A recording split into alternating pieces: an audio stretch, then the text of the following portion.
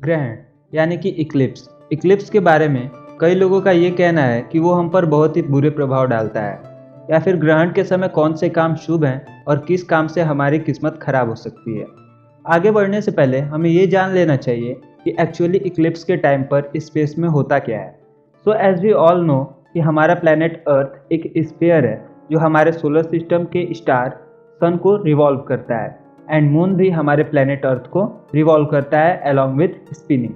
Basically solar Eclipse के समय अर्थ और सन के मिडिल में मून आ जाता है, जिसकी वजह से धरती के कुछ भागों में सनलाइट डायरेक्टली नहीं जा पाती। और ल्यूनर इक्लिप्स यानी चंद्र ग्रहण के समय अर्थ मून और सन के बीच आ जाती है, जिसकी वजह से मून का एक क्लियर व्यू नहीं मिल पाता है। सो this was about how is Eclipse caused. But मुझे नहीं लगता अभी तक मैंने कुछ ऐसा बताया है जो ये प्रूव कर सके कि इक्लिप्स हमें अफेक्ट करता है। So let me continue. Hindu मान्यताओं के अकॉर्डिंग ऐसी कई चीज़ें हैं जो हमें नहीं करनी चाहिए, फॉर एग्जाम्पल खाना, नहाना, एट्सेट्रा एट्सेट्रा। बट वेट, क्योंकि हम साइंस लवर्स हैं तो हम किसी भी बात को आंख बंद करके यकीन नहीं कर सकते। सो लेट्स सी इसके पीछे का साइंस अध्यात्म के अनुसार क्या है। कई एस्ट्रोलॉजर्स ये कहते हैं कि at the time of eclipses हमारा डाइजेस्टिव सिस्टम कमज़ोर हो जाता है, and so at the time we must not eat anything. जबकि कुछ का कहना है कि सूर्य की रोशनी ना होने के कारण कुछ बैक्टीरियाज हमारे सराउंडिंग्स में एंटर कर जाते हैं, और ये बैक्टीरियाज हमारे फूड में एंटर करके उसे पॉइजनस बना देते हैं। बट एज ऑलवेज इसका कोई भी साइंटिफिक प्रूफ हमें नहीं मिला है। Now let's see what actual science is about it. हमारी आंखें एक बहुत ही कॉम्प्लेक्स ऑर्गन है जिसमें कि एक स्क्रीन टाइप स्ट्रक्चर होता है जिसे रेटिना कहते हैं, एंड जितनी भी चीज़ें हम देखते हैं वो हमारी लेंस से पास होकर रेटिना पर ही इमेज फॉर्मेशन करता है। So we can say retina plays an important role for looking. सिर्फ इक्लिप्स ही नहीं, किसी भी समय पर हमें सन की तरफ नहीं देखना चाहिए, because it can cause retinal burns and permanent loss of sight. But normally sun की तरफ देखना इतना ईजी नहीं होता, बिकॉज उस टाइम अमाउंट ऑफ लाइट इतना ज़्यादा होता है कि हम उसे नहीं देख पाते।